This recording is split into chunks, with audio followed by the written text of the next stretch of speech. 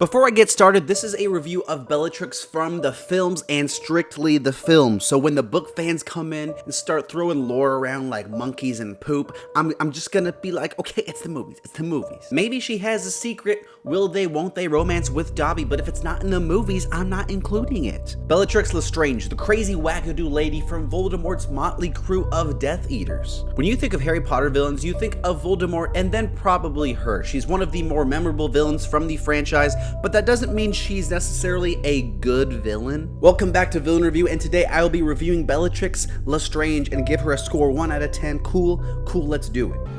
Cousin of escapee Bellatrix Lestrange.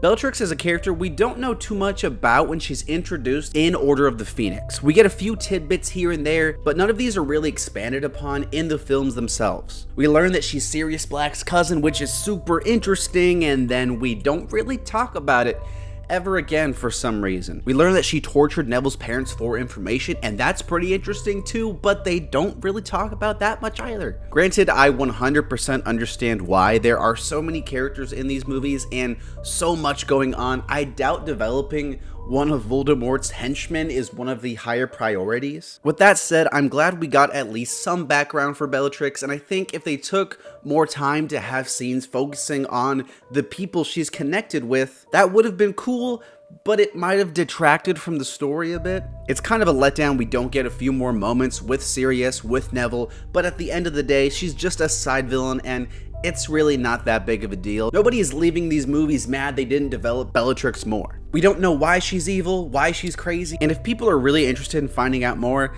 that's probably why the books are there. I'm assuming they tell more, right? Neville Longbottom, is it? How's Mum and Dad? Better now they're about to be avenged. Here's where Bellatrix shines, because like I said earlier, she is one of the more memorable villains, only having less than 15 minutes of screen time across 8 films. That's like a 2-minute average across the franchise.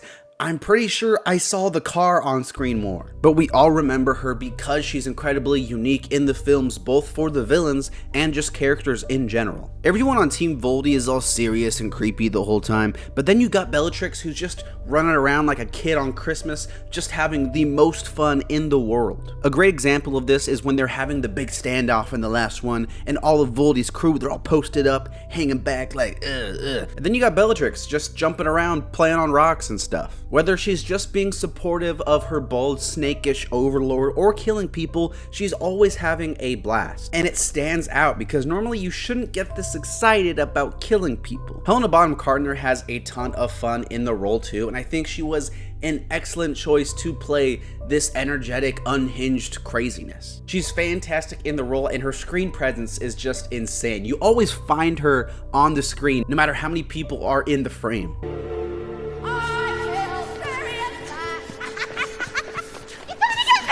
Bellatrix is not in these movies that much, and a lot of her scenes are kind of just her standing in the background laughing while another villain talks, but when her scenes hit, they go crazy. In her first movie, only like her 3rd scene in the franchise, she kills a fan favorite character in Sirius Black, and then she just runs away taunting Harry like she just toilet papered his house. What a way to enter a franchise. It makes her more memorable, or rather traumatizing in this scene, and it makes us hate her as much as Harry does. We want someone to get revenge against her, and she keeps that energy up for the rest of the films. I'm not gonna say it makes her more intimidating because she kind of just takes a cheap shot, but honestly, I've never really cared about the action in these movies, and nobody outside of Voldemort has really been intimidating. I'll admit her scenes after this aren't anything crazy. She pressures Snape into making a pinky promise, she pressures Malfoy into no-scoping Dumbledore, and she does a whole lot of laughing in between. One of the best Bellatrix scenes though comes at the end of Deathly Hallows Part 1,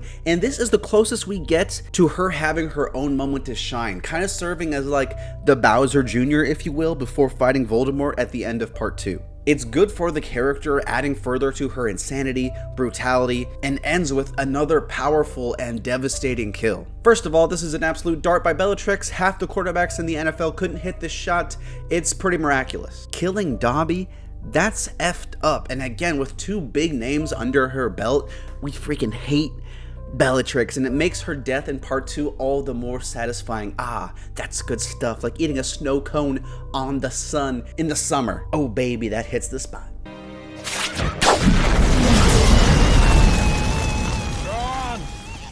Bellatrix is an awesome side villain. When you need a villain to throw at the main characters to shake up these boss battles before you get to Voldemort, a character like Bellatrix is perfect, and she serves that role really well. We don't know too much about her, and like, I get it, but I would have liked a few more interactions with Neville and Sirius. Maybe it's not like this in the books, but make that fight feel a little longer. Make it feel like they're actually related and not just some random thing. She gets these 2 big kills, and it's great for making us dislike her, but the way she kills Sirius, anyone could have done that. It's kind of just like a cheap shot and nothing really exclusive to Bellatrix. Again, it does not make her more intimidating. Still, her personality is great and stands out among Voldemort's crew because of how different she is, and the villains really needed a character like Bellatrix to avoid all just looking like generic evil dudes dressed in black. Still, this is villain review, not side villain review, so I'm gonna give Bellatrix a 7.